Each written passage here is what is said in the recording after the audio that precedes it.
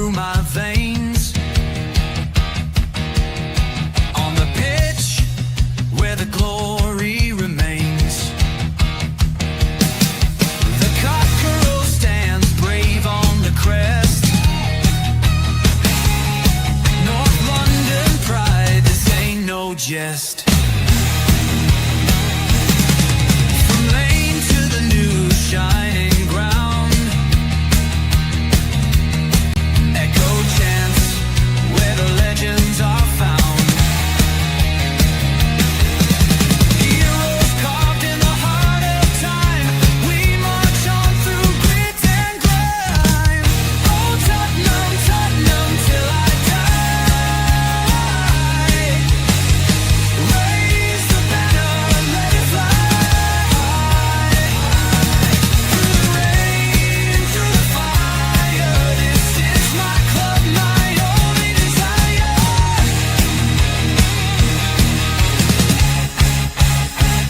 Oh Tottenham, Tottenham till I die. Raise the banner, let it fly high. Through the rain, through the fire, this is my club, my only desire. Echoes of king and Greaves in the air. Every goal, the sound declares. Heartbeats pound like a drummer's song, marching forward, fierce and strong. We're the ones who rise in the clash. Numbers running in a white shirt dash.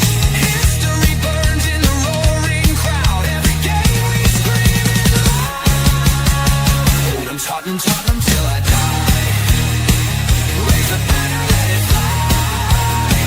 Through the rain, through the fire, this is my club, my only desire.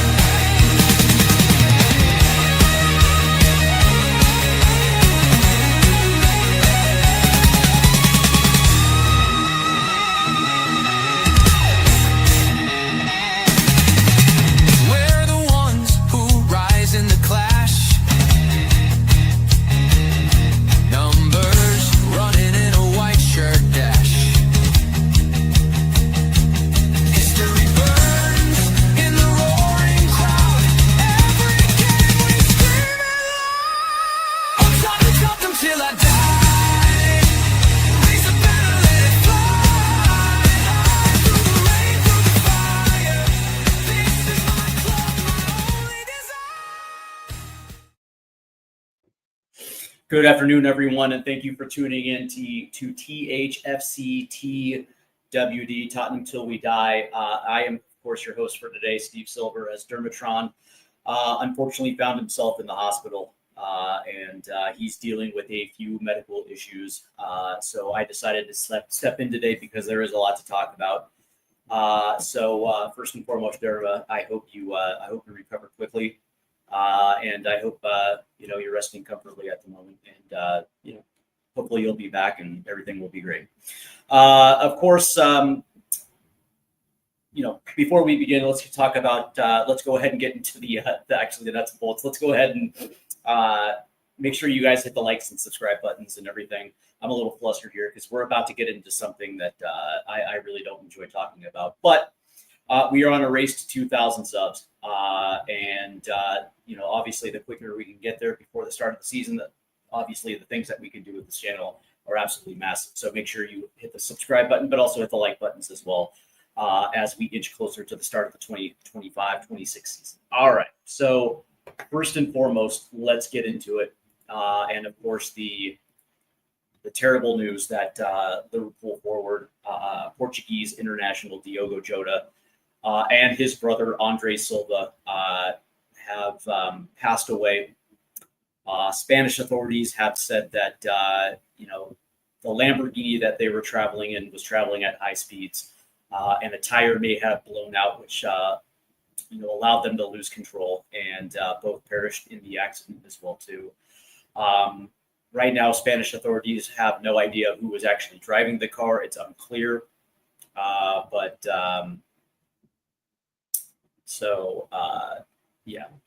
my condolences not only to Jota's new bride. I think they just got married, but also his mother and father, who lost both of their sons in this accident. I, as a father myself, I can't even imagine getting that phone call. It's probably a father's worst nightmare to get that type of phone call. But also to Liverpool FC and all the fans that make the Liverpool community. I'm sure every fan base across the Premier League has is right there with you in the morning of Diego Jota. Man, rest in peace. And hopefully the family, his wife, can pick up the pieces. I'm sure it's not going to be easy, but man.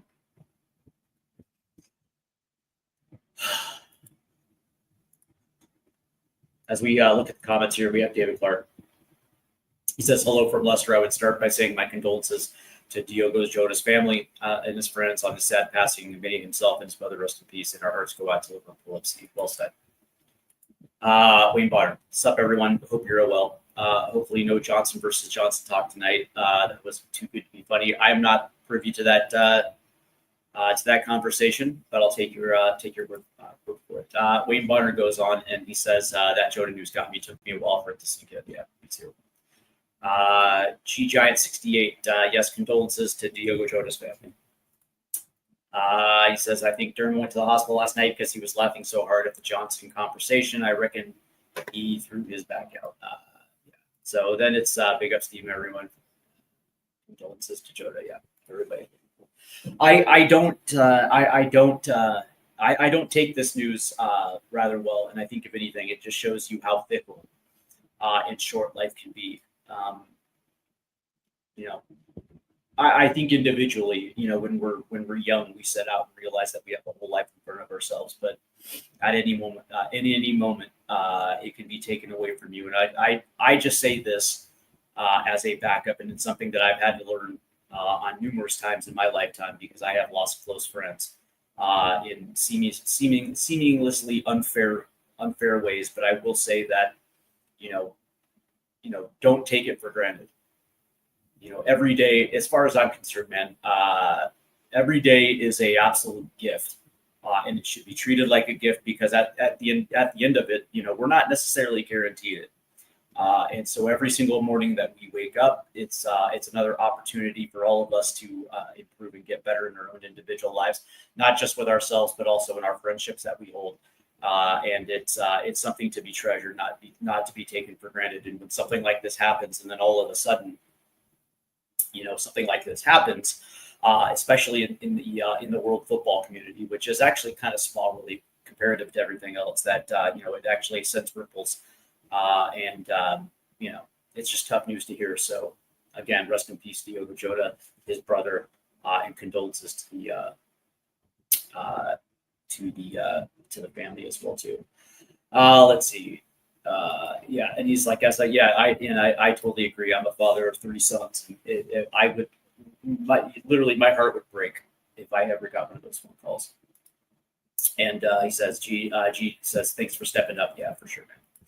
All right, so let's go ahead and get into it because we do have a few things to cover, and I want to start off today by talking about Mohammed Kudus because there are some things to cover real quick. I will say that Tottenham have made it very clear that Mohammed Kudus is their top attacking target this offseason.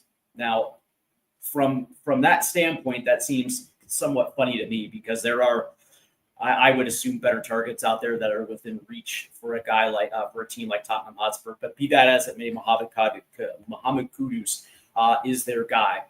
And Tottenham had their first initial offer rejected, and I believe it was for £50 million. Which I think that, initially when this news broke a couple days ago, I was like, okay, well, that's cool because West Ham is actually kind of desperate. They're trying to rebuild. And as long as they get a competitive offer, this deal should not necessarily take as long as it possibly could. I mean, this is not one of those type of deals that I think that is going to stretch out for the course of the summer. I think just because not Liverpool, but just because West Ham are in a position where they have to alleviate some pressure on their wage bill and get some money off their books, that as long as it was a reasonable competitive offer. And when I think about Mohammed Kudus, I think of a solid player. I don't think he's a top 5 winger in this league, but I definitely think he's somebody that will definitely help Tottenham down the stretch. I look at him as a 35 to 40 million pound player at best. And I understand there's an English tax, and teams are going to be in a position to use that as leverage to kind of in order to kind of ratchet this up. But let's understand that, yes, there is interest from Kudus around the Premier League. I know Chelsea are starting to kick the tires, but the reality is what West Ham wants is 2 teams in there to get into a bidding war to drive the price up, right? Tottenham are looking at this and saying, well, hold on real quick. He's a 40 million pound player soaking wet. That's exactly what his market value is. And this isn't Brian Mbemo coming off a 20-goal season. This is a guy who. Let me pull this up real quick. This is a guy that played 32 matches last year, 5 goals, 3 assists. That was his goal contributions. I'm sorry. Again, this isn't Brian Mbemo coming off a 20-goal season. You can respect Kudus for the talent that he possesses, but again, Tottenham's first initial offer, 50 million. No add-ons, just 50 million straight up. And it was rejected, right? And the one thing that is a little disrespectful is the fact that Tottenham understands, okay, cool, we're going to pay above market value for a player, but also to make sure that you get exactly what you want is to, make sure that, you get some cash off your books and it's alleviated so you can start your rebuild. And West Ham said no. So Tottenham came back, and I believe it was 50 million again with 5 million on add-ons. That gets rejected again. And West Ham has made it known that they want 60, which I find a little ridiculous. But that being said, obviously, Kudus is their property, and they're willing to jack up the price if they want. But I guess it begs the question: is there going to be a time and there's a moment? Is there a time and there a moment where Tottenham just says, you know what, the juice isn't worth the squeeze? Yes, he's our top target, but we're willing to step away, understanding there are not other teams that are in the bidding process right now for Kudus. It's just them. Right. And so this is a negotiation tactic, right? This is letting your opponent understand that you're willing to walk away from the table if you don't get them at a price that actually makes sense for you. Because if the rules were reversed and it was the inverse and West Ham was looking at it, Tottenham is going to do what's right by their football club. But at the same time, it's like, okay, cool. There's a number that we have to get that makes it worthwhile. And do you think West Ham would walk away from the table? It's a very good question. But Tottenham actually have all the leverage here because they understand that, Kudus is not a hot commodity around the Premier League. There might be a team or two kicking the tires, but they haven't formally put in an offer. And Tottenham has 2 rejected. And so me personally, it's like, is there another target out there that is going to be worth it for essentially at that price point, like 60, 65 million pounds, right? Which I believe is, I want to say it's like 80 something million euro. I think the euro and pound is, I think that's maybe a little bit different, but my conversion when it comes to euros and pounds, man, I don't know. But what I will say is that, they do have pivots, right? So like when they were going after Brian Mbemo, there was that pivot, right? Which was, I think is Johan Bakayoko of PSV, which made sense for Tottenham because, you can get a very good young winger, in for 20, 25 million pounds, which actually makes sense for Tottenham. But that being said, there's always going to be a pivot. Is that Xavi Simons? And by the way, if that number is the same in that 60 to 70 million, pound ratio.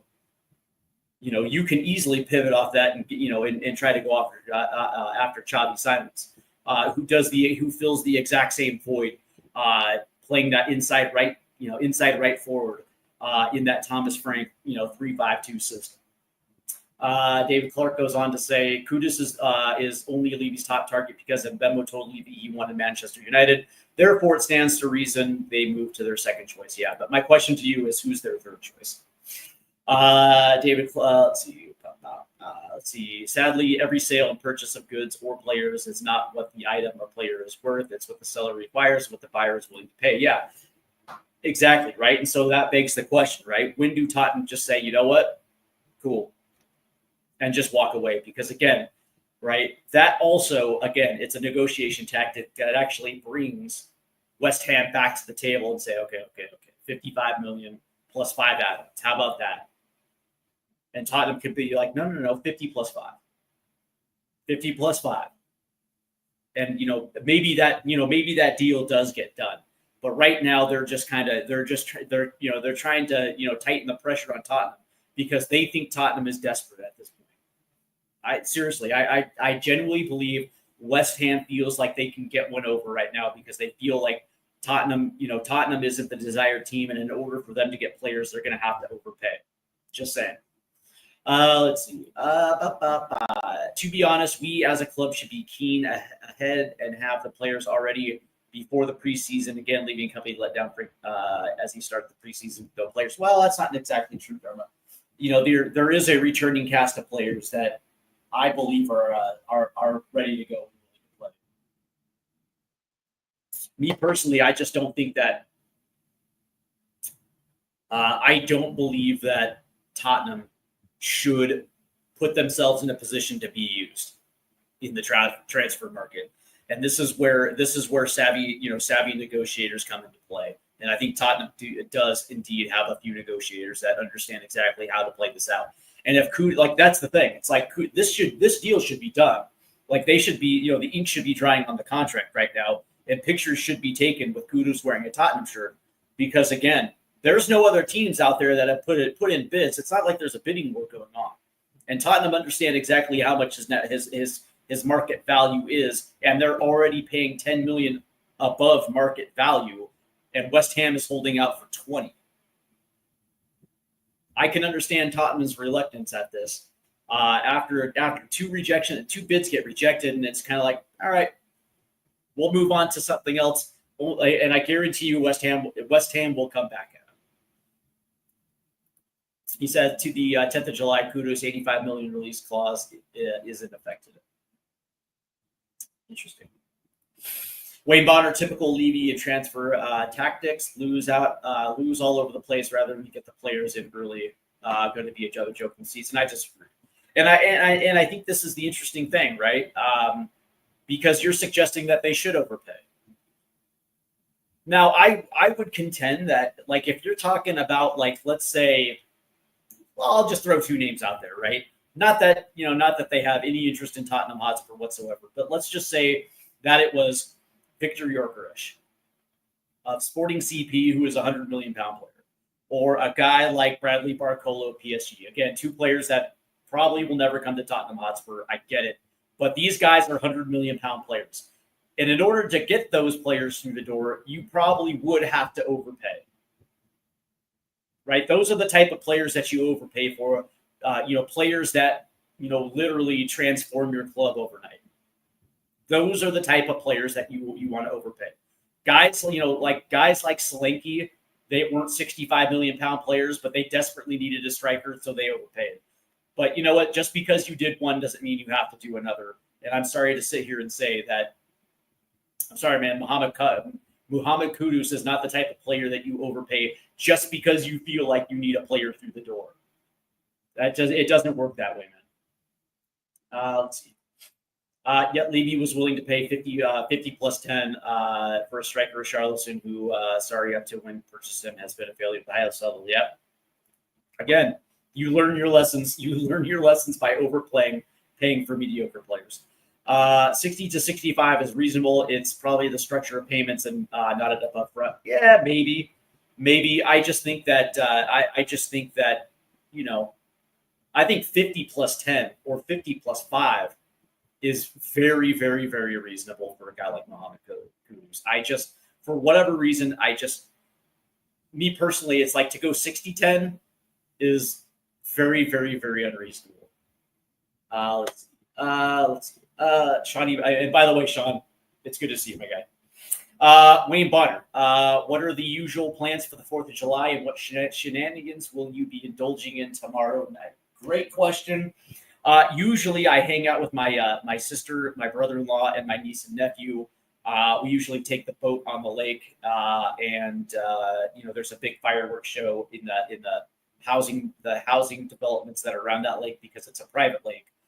And every neighborhood in and around it pitches in. It's not necessarily a home association, but it's to be up to, you know, to have that private beach at the lake, you have to pay a certain amount into it. And every resident that can go to this private beach kicks in a little something for the 4th of July. But unfortunately, tomorrow, my brother-in-law and my sister are taking my niece to her dance competition in Charleston, South Carolina. So I'm going to stay at home, and I'm going to build a fire, and I'm going to watch the fireworks from my backyard. It's going to be peaceful. It's going to be great. That's what I'm doing. Yeah. But thanks for asking, and you know, I every year I get excited for the 4th of July because it's my country's independence, and it's, yeah, I know sometimes it can get what's the word you guys like to use, cheeky, you know, when it comes to the celebration of the United States. But that being said, man, I enjoy it. It's our birthday, so. See, the club will never overpay for players they need, and I agree with them. Overpaying is stupid. Yeah, exactly. And that's the thing. It's like, when it comes to certain positions, okay, striker, maybe the 10 position, depending on the player, or those known qualities, like, again, Victor Yorkeresh, Bradley Barcola, Yamin Lamal, Arda Guler, some of those type of players where you know for a fact the starting is probably going to be 110, if not higher. And for a team like, Tottenham Hotspur to get one of those type of earth-shattering players to the door, you have to overpay, and you might have to give them 350, thousand pounds a week just on wages. But the reality is like, for what I consider mid wingers in the Premier League, and this is no disrespect for Mohammed Kudus, who I actually think is a very good player, but compared to the upper echelon wingers in the Premier League, he's mid, and I think that his market value reflects that. A 40 million pound player is cool, but it's not earth shattering, and so why would you want to overpay for that? So, Shiny Maddox, but that's not worth offering. From what I heard, they offered 50 million flat. The first one got rejected. Then they offered 50 plus 5. That got rejected. West Ham wants 60, and I'm sure that they want add-ons as well too. And I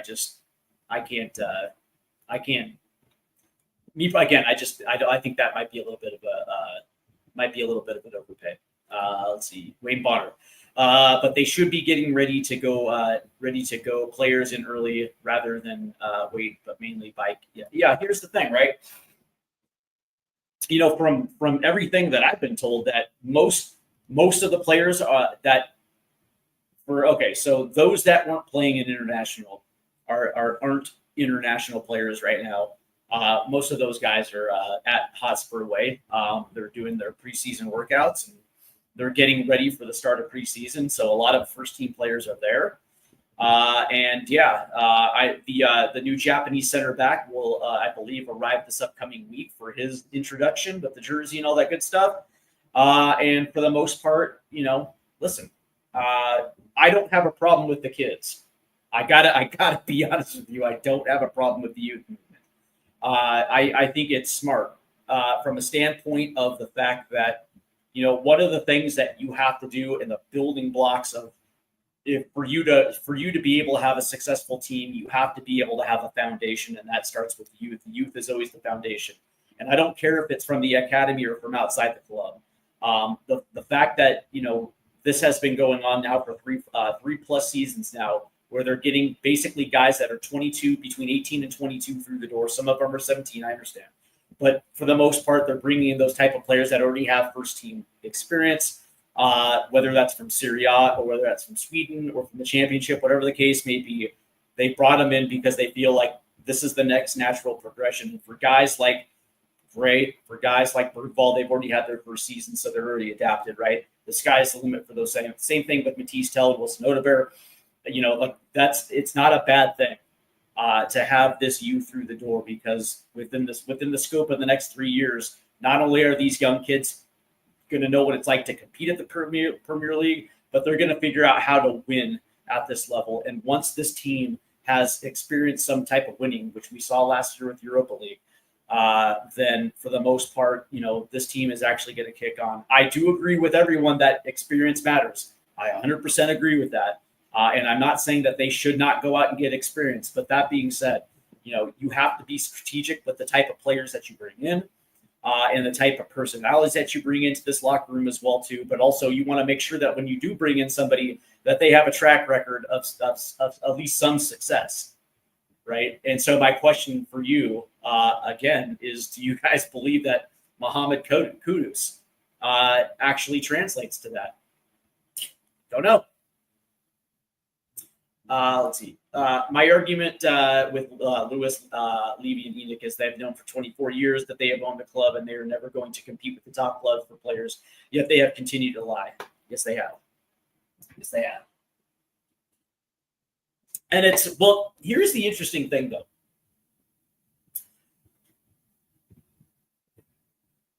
Did they lie, though? And I'm not making excuses for Levy, and I'm not making excuses for the Lewis Trust or Enoch or any of that at all, right? Because I do remember that when Enoch bought the club and Daniel Levy set out to the task of making this club a sustainable entity. That's what he wanted, this club to be safe, self-sustainable. And within that model, he wanted to be able to compete and win the Premier League, Champions League, all that good stuff.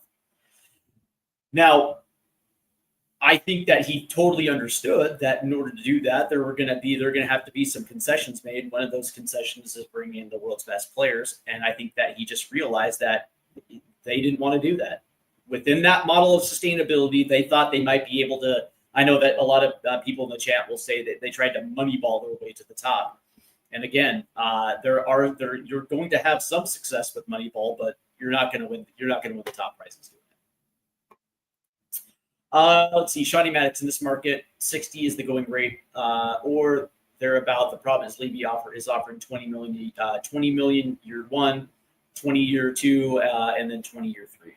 Yeah. So they're trying to do what they always do, which is offset, essentially amortize the transfer wages. I understand exactly what you're saying, Sean. And I actually don't necessarily even have a problem with that, really. But that being said, that was the same thing. But, the demands when Crystal Palace wanted the entire $68 million release clause for Eerechi Eze up front, then they backed down on it because they realized that it was absolutely batshit crazy for them to expect $68 million up front. But 20 million a year over 3 years is not that's there's nothing wrong with that. West Ham is probably you're probably right. West Ham is probably wanting more upfront, but whatever. They're not going to get it, and I think that again, one of the negotiation tactics is not letting your opponent understand that you can't negotiate from a position of desperation, because you're going to concede to things that are going to be detrimental from your club. You have to be steadfast with what you're willing to pay, how you're willing to pay it. And if the team that you're looking at is continuing to drive up the price because they think that you're desperate, you have to be willing to walk away. That's just how it is. You have to be willing to walk away. And in that, knowing that West Ham doesn't have another buyer. That's the reality. West Ham does not have another buyer. Eventually, the two will come back to the table. It might not be in the time frame everybody likes it, but at the end result is if Mohammed Kudus is wearing a Spurs jersey at the price that Spurs want him at, I don't see the problem. And if that takes another month, As long as he's got at least 3 to 4 weeks training before the opening of the season, doesn't bother me at all. Levy knew from the start PSR and FFP were a joke, and used it as an excuse to be cheap. The other clubs hired lawyers to get around it. That's the difference. Well, I guess,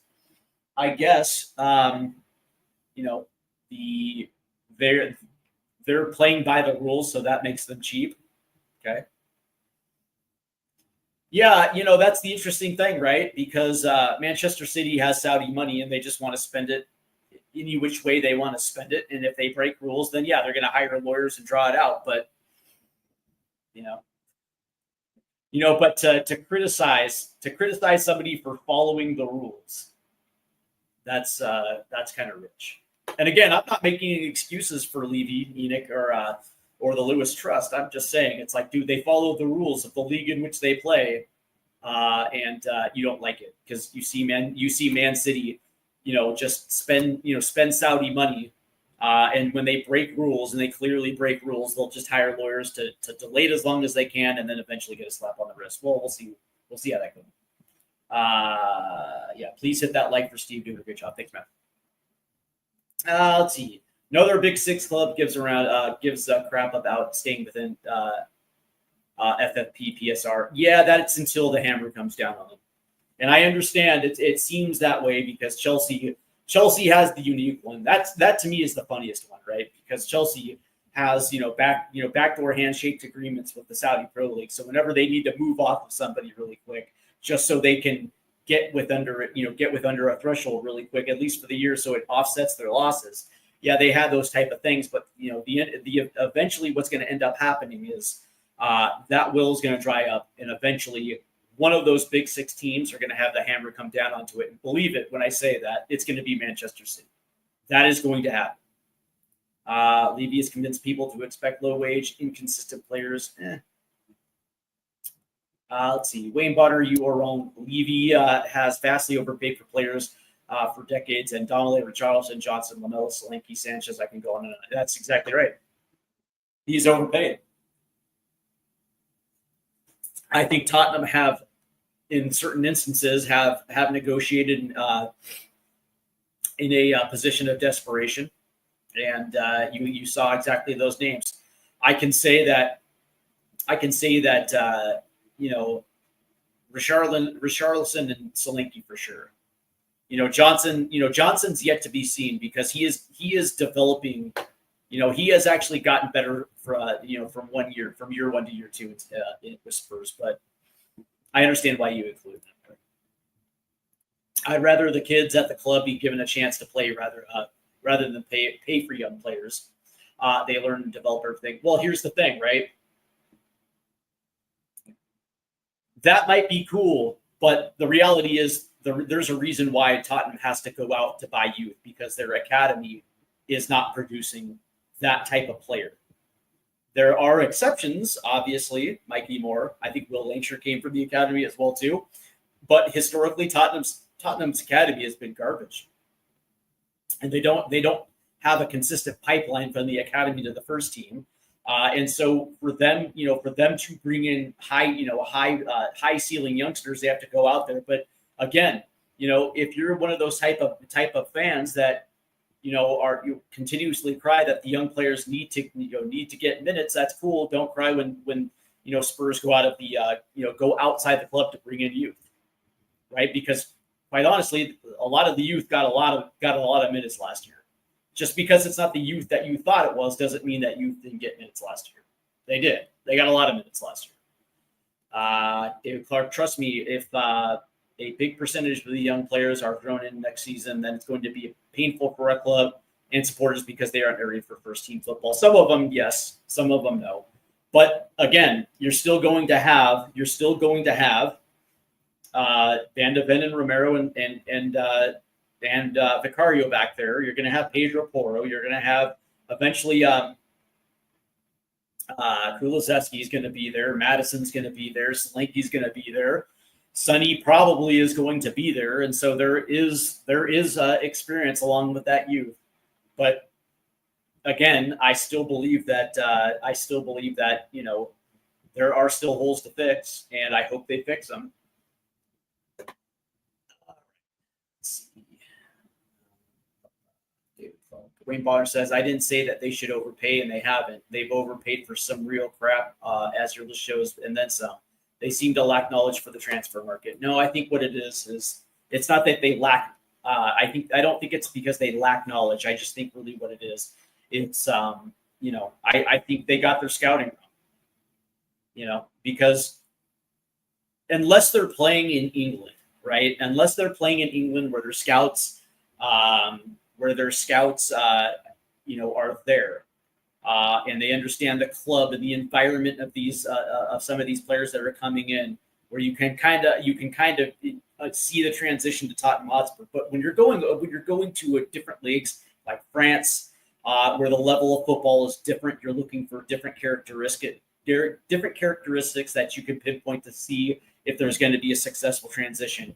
Spain is also another one. Spain, France, Italy. Sometimes you just get it wrong. And me personally, I just think they need better scouting models. That's all. You don't get respect walking down the streets because your club's sustainable. When kids go to school, they're going to, well. West Ham needs cash now, so they want more up front. Yeah, no, I get it. But that being said, the question that I always have, Shawnee, is which one is more desperate? Is it Tottenham or is it West Ham? Because if West Ham had 3 buyers for him, I would probably assume that they would get from one of those 3, they would get one team that would be willing to meet that upfront guarantee, or at least a bigger share of the upfront guarantee. But there isn't. There's just one team, and that's Tottenham. And so the question is who is the one that's negotiating from a position of desperation? It sure isn't Tottenham. Tottenham can walk away, and I would probably assume that it wouldn't surprise you if they did, but that would actually be the smart play, because Tottenham wants them at the number that makes sense for them, and West Ham, it's not like they're getting nothing for them. They're getting, they're going to be getting what, let's just say the number is 60. Okay, so they're getting $60 million. But it's over 3 years, and you get 20 per season. Well, you're rebuilding anyways. I don't see the problem. So again, which is the one that's the more desperate, and I don't think it's Tottenham. We are Spurs TV. You get respect when your club has won a lot of trophies. We just won one though. Wayne Bonner's stupid approach to it. They overpay for the wrong players. Absolutely no sell on. Yeah, see, that's the thing, because I don't think you should give a sell on for Mohammed Kudus. I don't. I certainly don't. I don't think he's that level of player where that you have to tag that on. I thought their first initial offer was the right offer. Let's see. Yeah, that's exactly right, Sean. It is about a compromise, but in order to get that compromise, you have to be willing to walk away from the negotiating table, and you have to let West Ham know that you're not going to be strong-armed into making a deal that they don't want to make, right? It has to be good for both sides. David Clark says, because scouts look at videos and few live performances. Yeah, that's exactly right. They do. All they do is watch video. I would be like, especially when you're scouting South America, you actually have to be there. You have to be there in person, and you actually have to, you have to actually talk to the player and get inside that player's mind. What's interesting about it is in the United States, and I do have a little bit of a scouting background, and the reality is you have to talk to the player, you have to talk to the family, because you want to know exactly the not exactly the family business, but how they interact. Are they close, right? Does he come from a good family? Is there respect from the parents to the kid to the parents, right? How that upbringing came, right? Essentially what I'm looking for is he amenable to coaching? Does he listen? Is he a hothead? Those type of things. You want to understand the character. And then obviously there's the football side as well too. And you have to, how much does he desire to win? How much is winning is important to him? Is this about money, or is this about football? Like, is your sole motivation to get better? Is it because it's money motivated? Those are the type of things that I want to know. Let's see, West Ham. Yeah, but if West Ham needed 40 mil now, they will not sell to us. What's up, bud? Nate Holloway. Rhode Island FC. Rest in peace, Diego Jota. Diego Jota. Yeah, that was absolutely sad. It's good to see you around, Nate. Let's see. To Steve, point on Levy, I agree, because from where Spurs came from, that point we nearly went out of business. Yeah, for sure. And that's exactly right. There's a reason why they wanted the club to be sustainable and to be able to stand on its own 2 feet. But eventually, I thought I assumed that once they got past the 10-year mark of sustainability, that they would understand that you're gonna have to make sure that you spend on some players. You don't have to go out and buy every player in the world. But yeah, I agree. The window is going to be a repeat of last season. Some fans will say stay calm. Well, here's the thing, right? I said this, a couple of weeks ago, that I would probably assume that most of our windows going forward are going to be a repeat of last summer, where you get one very good player through the door and it's surrounded by kids. But that being said, that's not anything new, because we've been in the youth movement rebuild for 3 years now, right? So that's that shouldn't surprise anyone. I would have liked it. I would have liked to have at least 2 experienced players through the door, but I'm not going to be upset. Like if it ended up being, I don't know, man, like Douglas Luiz and Mohammed Kudus and 3 or 4 kids, I would be okay with that. That's not you get the 6 and you get a winger that we desperately, a right winger that we desperately need. It's not the greatest windows in the world, but at least it's something. I still think we can do this, right? I think the deal will get done. It's just going to require Levy to accommodate and compromise. That's the thing. It's like, yes and no. I think that Tottenham have every right to want to get a 40 million pound player, market value player, in through the doors at a number that makes sense to them without actually having to overpay to get them to do it, right? The compromise is actually going to have to be on West Ham's side. I do agree there's going to be some give and take on both sides. I do agree with that, but I think that West Ham have to be realistic. All right. Let's see.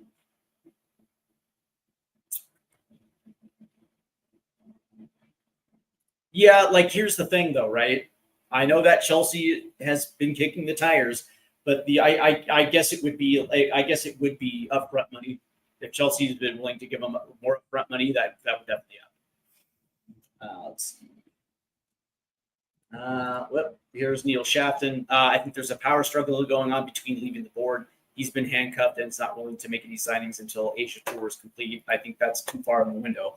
Me personally, I don't think that Levy is going to be very involved with player negotiations. That's what I'll say, because I don't think Vinay would have even taken the job if this was a combination of Levy and him. I think he wants to run football operations without any interference.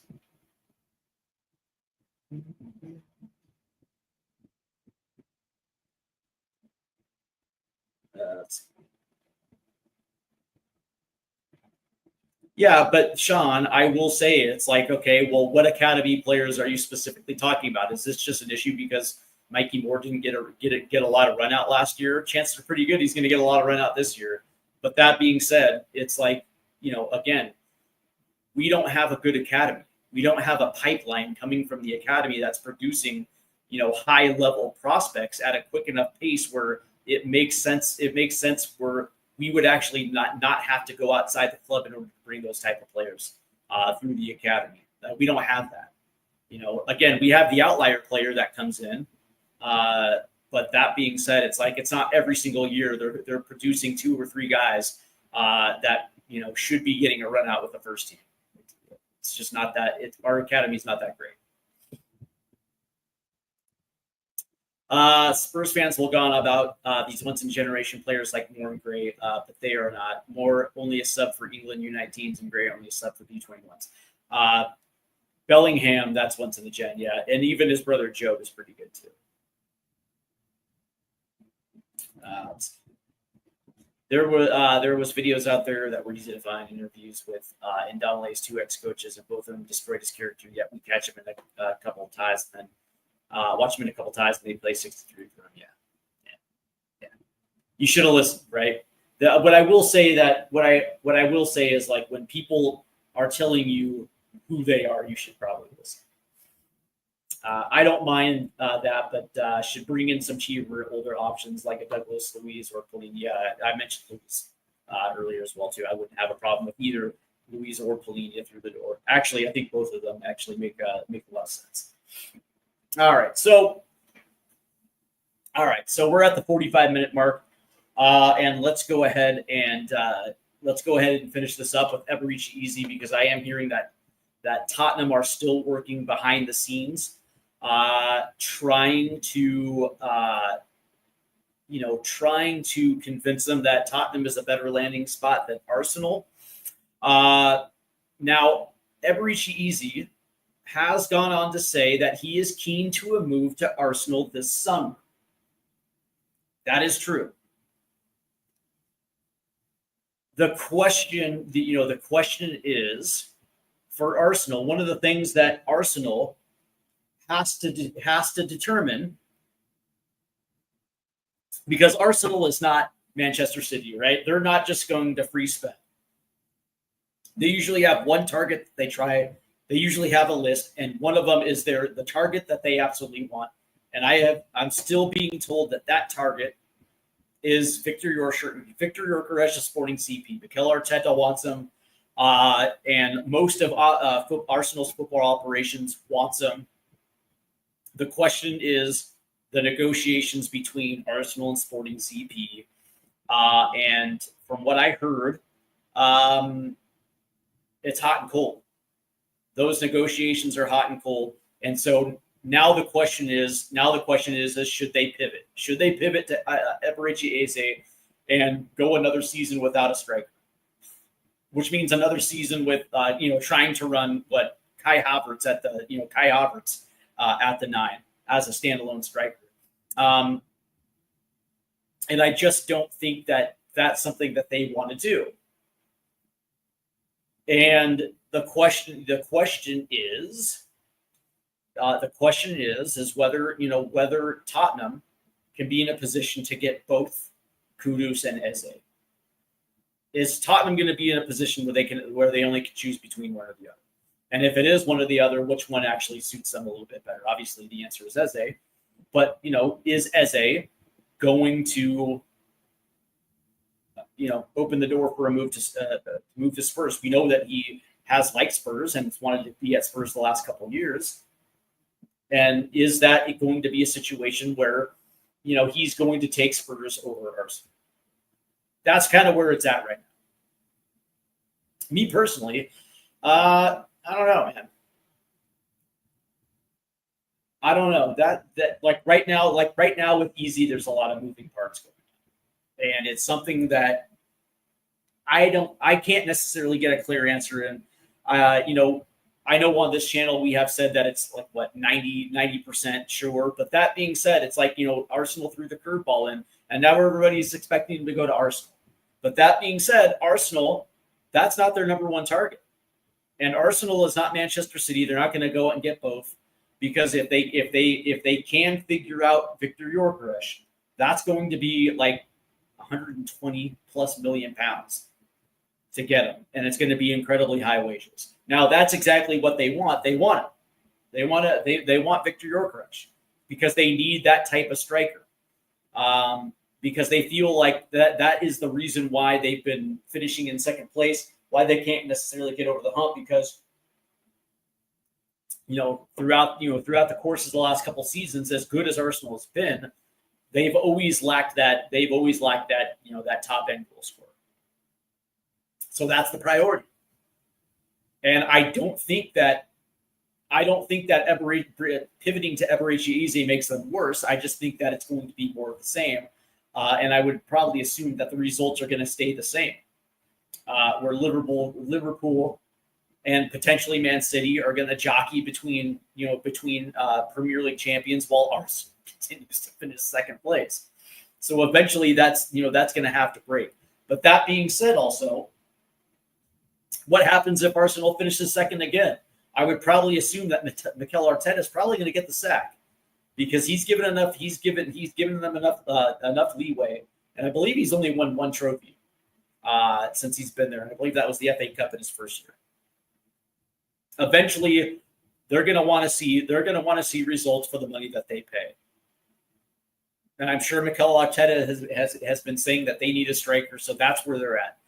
As far as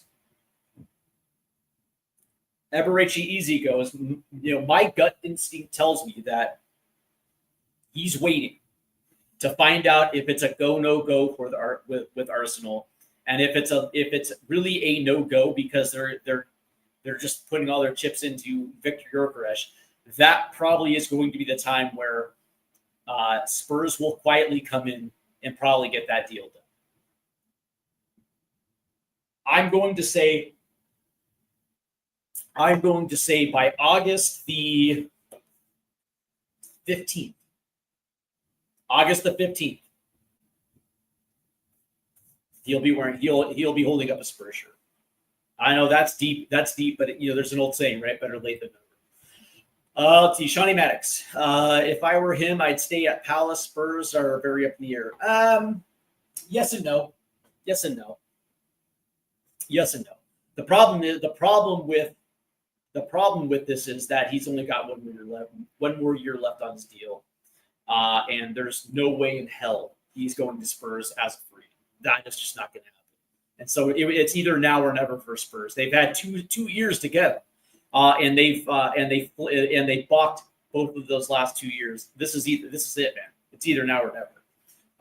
And here's the interesting part about this, right?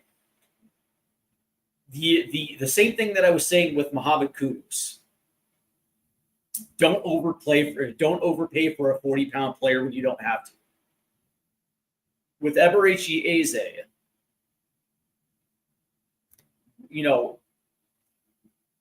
when it comes to wages, right? Because you're gonna trigger the release clause, so it's going to be 68 million pounds regardless, right? And Crystal Palace has already said, that they're waiving the whole "we want the entire thing up front" business, so they're willing to negotiate on a structure for how much they're going to get over the course of the next 3-4 years. Okay, that's great. They can do that.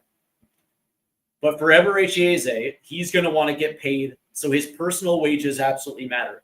And here's the thing. I have no problem going up to 200,000 pounds a week for Eerechi Eze. I think he's worth it. And I think he's worth its weight in gold. And when I watch tactical videos on Thomas Frank and the idea and the massive idea of both James Maddison and Eerechi Eze kind of playing that too high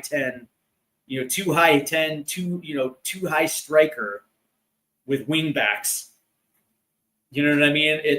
I don't know, man. It gets me excited. It gets me very, very excited. The idea that you have a very good attacker in Maddison and a very good attacker like Eze, and then you can kind of pick and choose who's going to play the inside false nine, but it just gets me excited.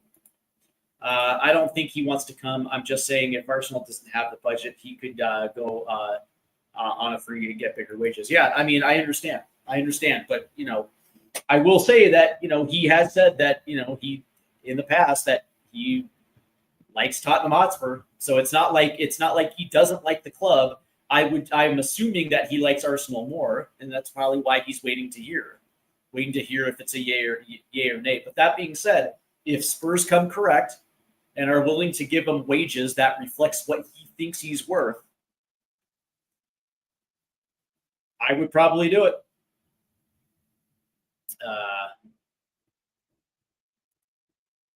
Well, I didn't say paying the release clause is overpaying. What I'm saying is that the release clause is what it is. Mikey Moore definitely needs to go on loan. Maybe one of the best championship clubs. Yeah, I'm kind of in that boat as well too, because and I've been consistent in saying this, that if you don't have a defined role for Mikey Moore, don't just leave him on the bench because now you're disrupting his development, and what he needs is regular games. And that doesn't mean that you can just throw him to the U21s and be like, well, he got a couple games in the week with U21s, and it is what it is, right? So like if you're not going to use him consistently, then put him out on loan, right, to the championship. I would love to see him with Norwich. I think Norwich is a very good place for him. Or even with the 3 teams that got promoted because they got balloon payments. So there's a good case to be said that those guys will be in a promotional battle. Let's see. In all our big games last season, Madison went ghost. Yes, he was out. He was just magically going to get better this season. Well, so here's the thing, right? Here's the thing, right? I'm not the world's biggest James Madison fan, so let's just understand it from that standpoint. I will give him credit because he played well down the final stretch of the Europa League campaign, so I will give him credit there. But there were times where he picked and chose. It almost felt like he picked and chose when he wanted to show up in the Premier League. More often times than not, he wasn't really all that great to the point where Ange Postecoglou pulled him at the 70th minute. When the game was either tied or Spurs were searching for an equalizer, consistently he was pulled out in the 70th minute. So I get where you're coming from, but I'm hoping that because this is a World Cup year and James Madison wants to be on that World Cup roster, there's going to be motivation. A new coach that's going to use him, I think, going to be using him correctly. I think that this potentially is going to be a big year for him. From the standpoint where everything's laid out in front of him, and all he has to do is show up every week and bring his A game. And I think I think the sky could be the limit. But that being said, it all depends on Madison's attitude. And me personally, I think his attitude is poor. That's just me. Let's see. I think that if we don't get don't keep some here, we won't have a good club. Well, yeah. So I guess if that, I understand where you're coming from, right? So when it comes to the Champions League, you have to have a certain amount of homegrowns. I get it, right?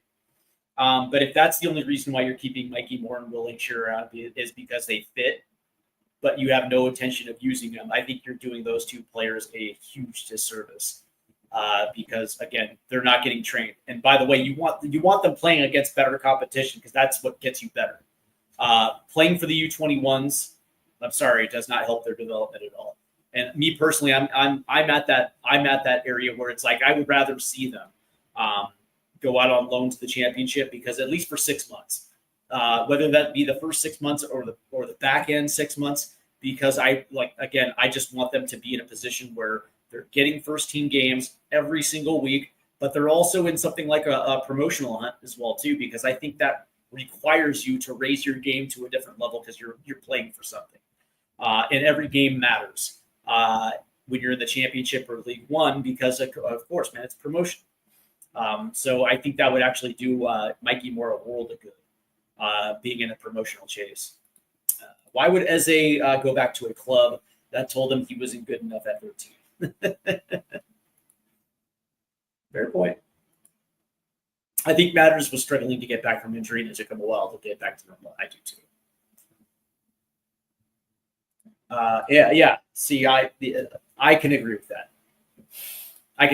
But again, one of the things you don't want to do is piss off a player by not playing. Even if he's 18 years old, all these kids want to play. All right. Well, we are at the hour mark, and I want to thank everybody for joining. Shawnee Maddox, I want to say a big thanks, man. Hey, and by the way, when I do these shows solos, Shawnee, if you want to come on and join me, man, all you have to do is get a hold of me on WhatsApp or on Twitter at Stateside Footy. Love to have you on, man. I actually enjoy talking to you, Shawnee.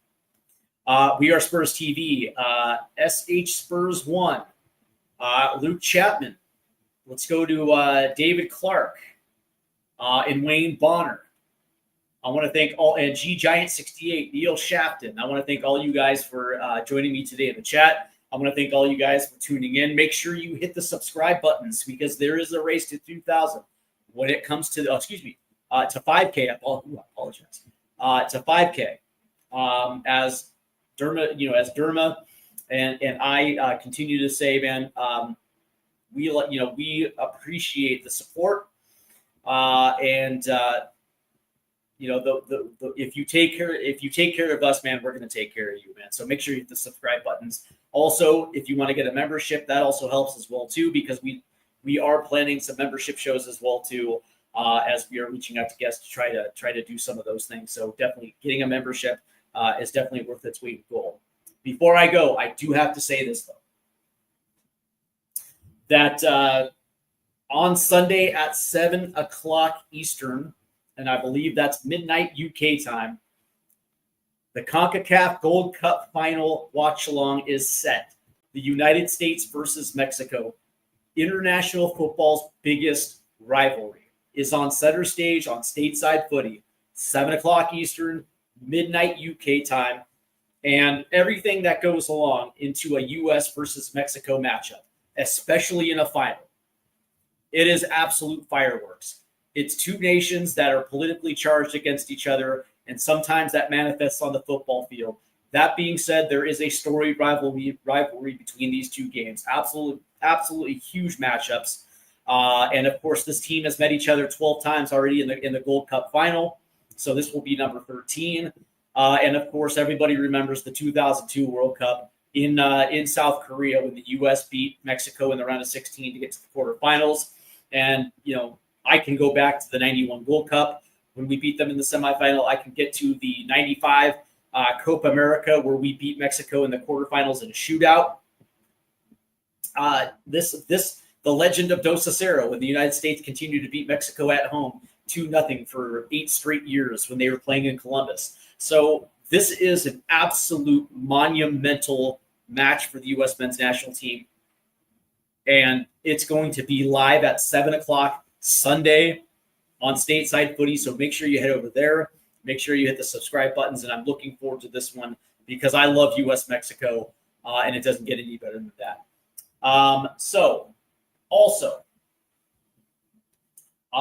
We were scheduled tomorrow for the premiere of the new Premier League show. I'm going to get a hold of Dermo to see if he may or may not. I don't know what Dermo's time frame is because, to be honest with you, I know that he had to go to the hospital, and I don't know if he's going to be available. So I'll just say this. It's still up in the air whether or not we're going to be doing that tomorrow. At the very least, I will be back tomorrow at 3 for another edition of Newsbeat. And then Saturday, I'm sure there's going to be either an MLS watch along or it's going to be the FIFA Club World Cup knockout stages. But that being said, Sunday for sure, Gold Cup final, and it's going to be an absolute banger. So make sure you head over to Stateside Footy to check that one. That's going to do it for me. I hope you guys enjoy your Thursday, and I hope the weekend is good to you. Have a great day. To far and wide, with the pride of the fight on this journey we'll